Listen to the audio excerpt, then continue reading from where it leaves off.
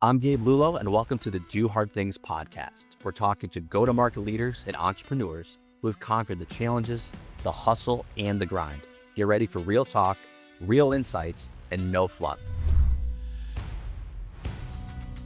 But the hardest thing in the world right now is not actually closing deals, it's actually getting somebody's attention. If you don't have that hook in that first 5 to 10 seconds, guess what? They're going to scroll to the next one.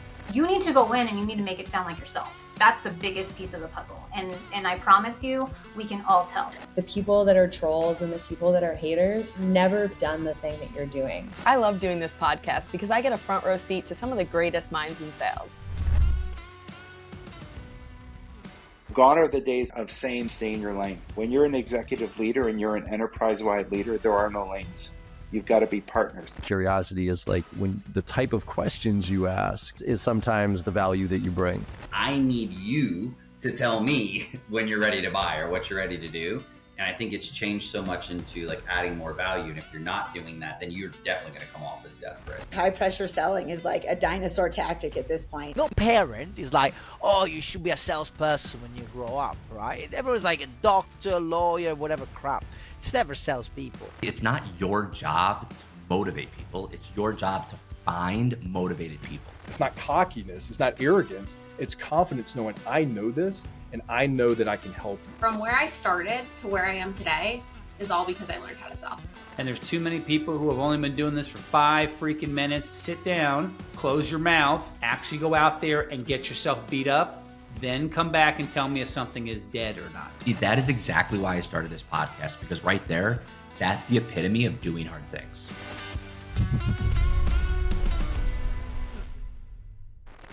Welcome back to the Do Hard Things podcast with Lexi and Gabe. Today's guest, Nicky Coburn, is a fractional CRO and COO, author and founder of Coburn Consulting, where she helps businesses build strong operations, scale revenue with purpose, and create systems that last. With over 14 years of experience across Fortune 500s and startups, Nicky specializes in turning strategy into execution. She's also the author of SWOT, Where Does Your Business Stand, and recently launched a coaching division to provide entrepreneurs with clarity, accountability, and practical, data-driven guidance. A faith-driven leader, wife, and Republican, Nicky blends faith, strategy, and purpose into everything she does, helping business owners grow sustainably and lead with conviction. Nicky, welcome to the show. Welcome back, everyone, to the Do Hard Things podcast with your hosts, Gabe and Lexi. We are so excited to have you, Nicky, on the show. Welcome to the show. Thank you. Thank you for having me. Absolutely. We just heard your awesome bio, and we're so excited to dive deep into these questions we have for you. I always like to start, though, with the origin story, right? Because it's very rare where, like myself, I didn't go to school to be a salesperson. I had still yet met someone who has a doctorate in sales and in revenue generation. So it's sometimes interesting how we get into these roles and into our careers. So what is your story? Take us through your background and what really drew you to that world of operations and revenue leadership. I'd love to know it. Yeah, absolutely. So I actually started interning for a family friend before college. I was kind of thrown into it. And I had no idea what I was doing. I was told that I was going to go major in business. I was told that, it was a smart route to go. And I actually ended up majoring in communication studies, so not business. I switched my majors about 6 times trying to figure out what I wanted to do, but I was still interning for these big tech companies. So think Raytheon, Honeywell, JP Morgan Chase. And I was like, I really enjoy what I'm doing and I love the numbers.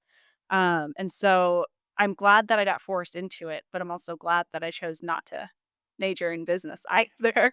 So, yeah. I love that. Great story. And I feel like it's so funny. A lot of people go and they'll switch majors. I know I switched mine at least 3 different times, maybe 4 during college, just trying to figure out what I wanted to do. But you've worked with many different companies, Fortune 500s, private startups. What's one thing you learned from each world that shaped how you consult now? Yeah. So I think for me, it's the fact that your work matters no matter where you are.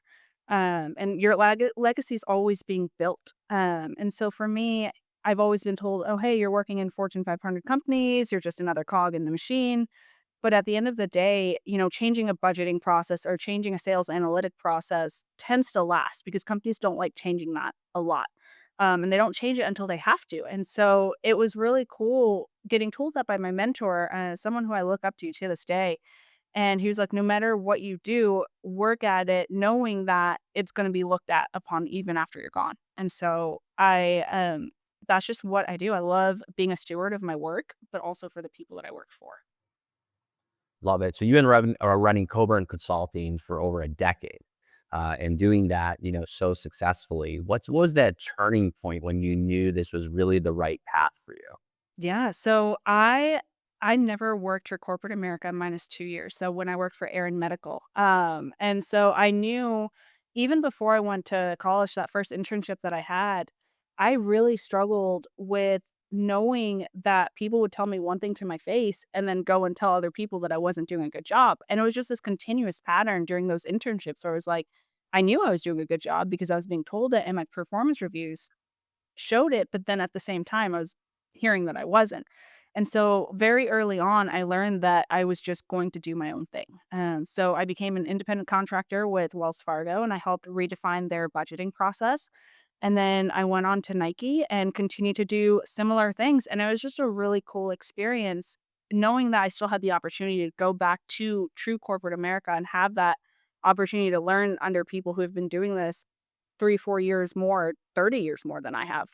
And so it's just been a really cool opportunity knowing that I've gotten to build something from the ground up, but still have the opportunity to go humble myself when the opportunity comes. So, Yeah, that's awesome. And I think something that's really cool about you is you describe yourself as a faithful follower of Christ. And I know sometimes people get mixed up with getting religion and business combined. How does your faith guide how you do leadership and decision making as a business owner? yeah, absolutely. I like that. Our business is founded on Colossians 3:23. So whatever you do, do it with all of your heart as if working for the Lord and not for man. And that is the first thing I say to all of my clients. I'm like, we are a faith-based company and you can have the choice to work with us, but know that whatever we do, it's going to come from a place of integrity. And you may not always agree with the results, but I promise you that, hey, what we've done has purpose and it's been done with true diligence. And I've come across a lot of clients who are like, we love working with faith-based companies. And I've come across people who are like, we're not comfortable with that because we don't want your foundations to impede on what we believe in. And I think just being understanding and also knowing that there's never a line when it comes to faith, but there's a line when it comes to being respectful versus disrespectful, right? And so it's treating people with the kindness that we want to be treated with, but also doing work that we know the clients are going to appreciate because it's not for us at the end of the day. At the end of the day, once we're gone, our work is what is left to show what we did. So, Yeah, and running a company for yourself for over a decade, it really is, I see a lot of companies are right around that 5-year mark where they start to burn out or founders start to burn out. How does faith and your leadership, how do you stay grounded, right? So how do you become balanced in what is important in growing the business versus growing it, at scale, really at any cost, I like to say. Walk me through that and how do you stay balanced and grounded? yeah, so there's a really good quote out there and it's the people you pass on your way up are the same people you're going to pass on your way back down when you fall. And sure, most people or some people don't always fall back down, but a lot of people do. And so, it's for example, I just did a pro forma build out for a client today or this week and he was like, "I have X, Y, and Z suggestions." And it was a list of like 15 different changes. And I was like, "Man, like I thought that I did this perfectly." And the first thing I did was, "Hey, you know what? I'm sorry that this didn't meet your expectations. I know you were expecting X, Y, and Z, and I may have taken some creative liberty with it and done it something different." And he's like, "I appreciate that. I'm not upset, but how do we correct this and how do we go forward?" And it's owning your mistakes, but also being appreciative of the feedback you're getting from your clients, right? Because it's all about growth and refinement, and it's not just about success at the end of the day. Totally. And I'd love to learn more about your consulting. What problem are you most passionate about solving for business owners? Yeah, I love why data doesn't make sense. Because there's this thing where numbers don't lie. They truly don't. But people tend to overcompensate them or try to get a last sale in before, the end of the year or so forth. And it's really cool to understand how processes work and where the break in those processes are happening, right? Like our SOPs not being followed, our sales analytics being fed garbage, or are you feeding garbage to create sales analytics and so forth. And so it's really cool understanding why the data doesn't work because it's usually a very simple response. And people are so buried in overcomplicating things that they don't see it. I get it. I get it. So, kind of an announcement. You just launched a new division. It's your coaching division. Uh, that's really exciting. I know there's a lot of great coaches right now in the market. What's that big inspiration to make that move, and really how is that differing maybe from your consulting work and others in the marketplace right now? Yeah, so and this is gonna sound weird, but I don't pay attention to other people's coaching businesses. And the only reason I don't do that is because I don't want to compare them because every coaching division that's out there has a unique facet to it. But what we're doing is we're not creating cohorts, we're not creating Facebook groups or LinkedIn groups or any of that, but we're working with existing clients who want to continue to be held accountable to what we've come in and fixed, right? And so easy to revert back to old habits after a consultant comes in and fixes data sheets and all of it. And then you're just rehiring consultant after consultant to fix something because the first consultant supposedly didn't do something right. And so this group is meant for accountability, but also performance reviews at the end of the day, right? Like, so you're not just reporting to your board, but you're reporting to someone who you've already paid thousands upon thousands of dollars to continue to teach you and grow you into the leader or the analytical mindset that you need to have to run a business to understand those gaps and expose those false narratives. And you use frameworks like SWOT, Pestle, Vero, but you translate them into practical steps. Could you give an example of what that looks like in practice? Yeah, let's take Pestle for analysis or for example, right? So most people look at it as a big picture external exercise. And so what we do with clients is we help identify friction before it happens. And so, for example, let's say a client's getting ready to break into a new market and they don't know how to, they don't know what they're looking at. So we'll take the political and economic factors, but we'll also take social and technological factors to see how that influences adoption and staffing. So turning that into actionable steps, that's saying, hey, are we adjusting hiring timeframes? Are we refining marketing messages? Are we budgeting for compliance costs? And so now, instead of just this big picture exercise, you've got tangible roadmaps to proceed forward. And the same thing goes for Vero. So if it's not valuable, inimitable, rare, or organized internally, then there's no point in having your team work on it and spend time and capital on building something that's just not worth it at the end of the day. Yeah, absolutely. So we have a lot of small business owners in our audience, and I know many of them sometimes are coming to us when they're feeling super overwhelmed. They're going through all this data, like you said before. They're trying to do different frameworks themselves. Where should they start? Like, what's that first thing they just need to do to get on track? Whether it's work with you or just in their own internal business. How do they start this? Yeah, so you want to start small and where you feel the tension, right? And so maybe a customer turn's creeping up, or you're spending more on marketing, but you're not seeing a lot of ROI. And so you want to kind of pick one area and start essentially looking at what's driving it and what's not, and not just what's visible, right? So when I say what's driving it, you're looking at low lead quality, you're looking at outdated pricing strategies, or you're looking at slow response times from sales reps versus what's visible where it's high complaints from customers or declining sales numbers. And so you don't have to do this whole analysis on one day, right? It's about understanding where the gaps are and exposing those and then continuing to build structure and layering on top of that. The point of these frameworks is not to add complexity, is to build clarity so that there isn't complexity down the road. That's awesome. And you wrote your book, SWAT, Where Does Business Stand? What inspired you to write that? And how can entrepreneurs really use that for themselves? Yeah, absolutely. So I wrote it because I kept seeing the same thing over and over again, right? And I did it again. Uh, um, where we, great businesses and with people who have phenomenal business ideas couldn't explain where they were stalling, or why they were stalling. And so this book isn't about theory; it's about helping business owners see the real story between, where their business is currently built to sustain and the narrative that they're building, like in their minds and to clients. And so Pestle, Vero, SWOT, they're frameworks, but they're not corporate buzzwords. They're used to build this lens to see what's happening between narrative, numbers, and behavior at the end of the day. So I love it. What inspired you to really build the book? And there another book coming along, or take us through that? Being an author is hard to do, especially in this landscape. But why is writing a book so important, and has it really helped the brand and helped the business scale? yeah, I so there is another book coming. It is about culture, faith, and running a business and what that looks like in today's society. But I wanted to write this book because I run these analyses for businesses all the time, and then they come back 2 years later and they're like, "Hey, can you run another one for us? Because we haven't done it since you did it last." And I'm like, "Okay, well, that's just counterproductive at this point."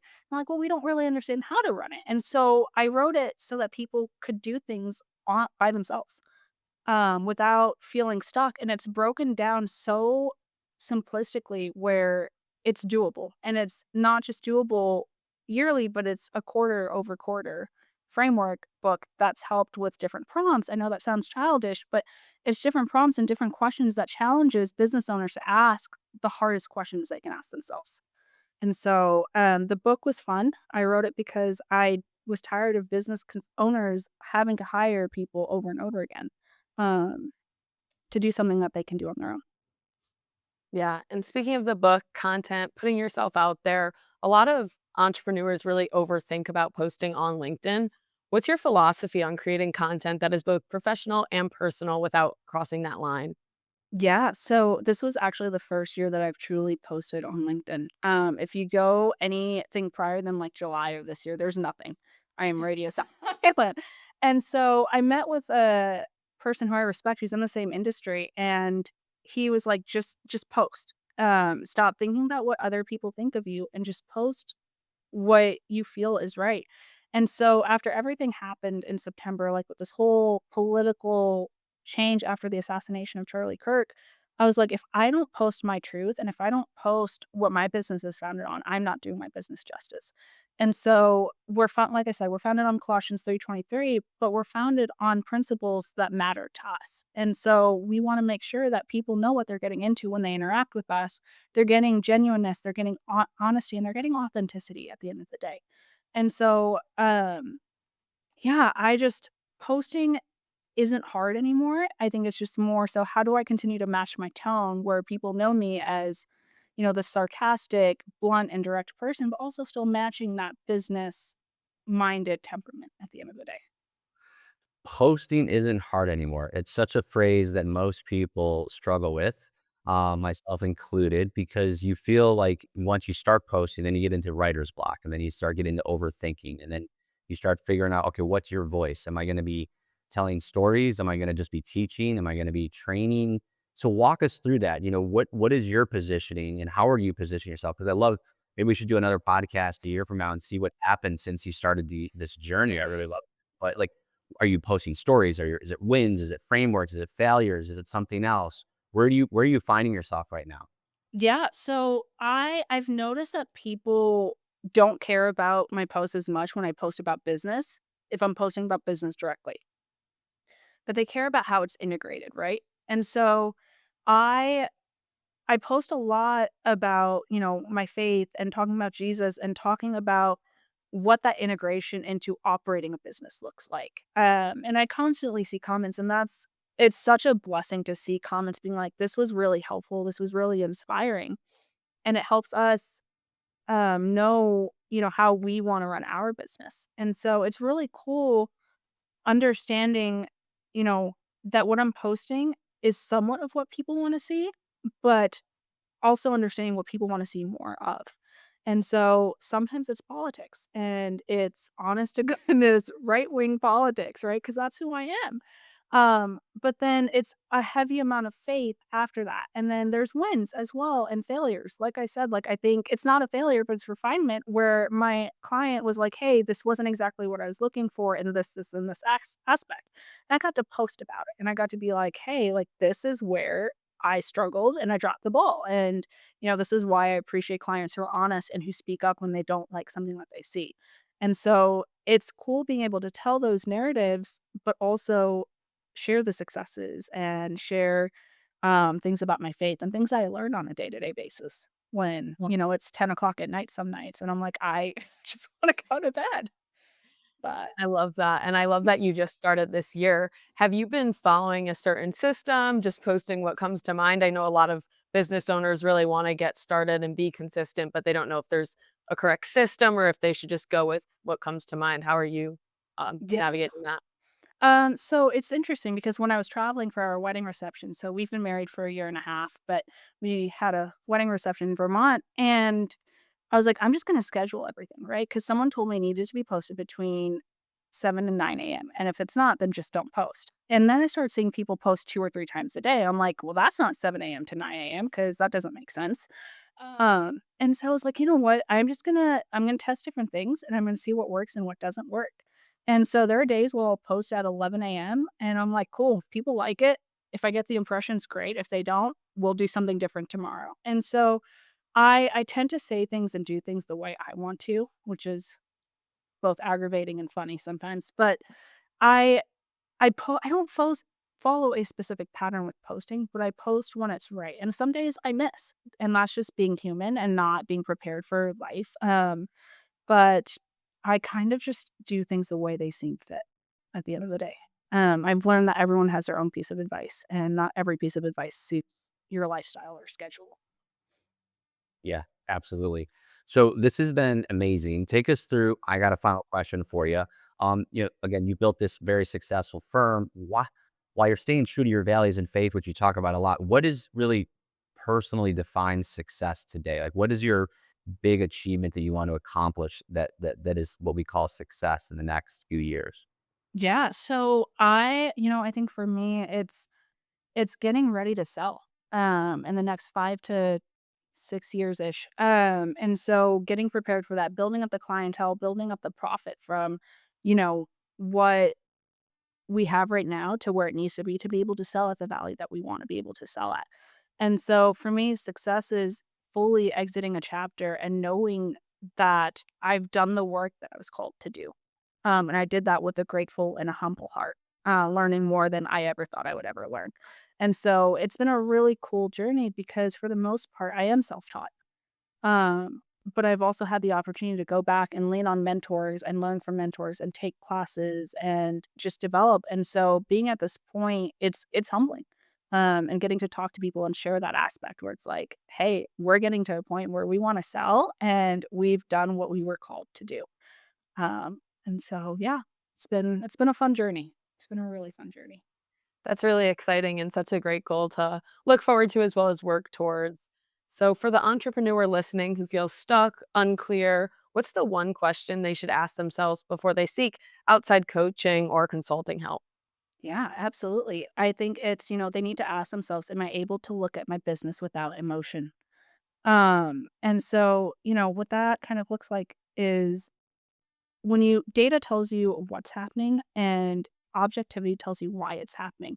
And so when you start dropping your pride and start realizing like, hey, there's gaps that are in this business and we don't know how to fully expose them and dig them up and then let alone fix them, that's when it's time to come in and um, or call a consultant in to help, right? And so I usually tell my clients, you can't fix what you don't face. There's obviously this really popular saying where it's fake it till you make it, and it's for us, it's face it till you make it. And until you can fix everything that you need to be fixed, or that needs to be fixed within your business, you need that help, right?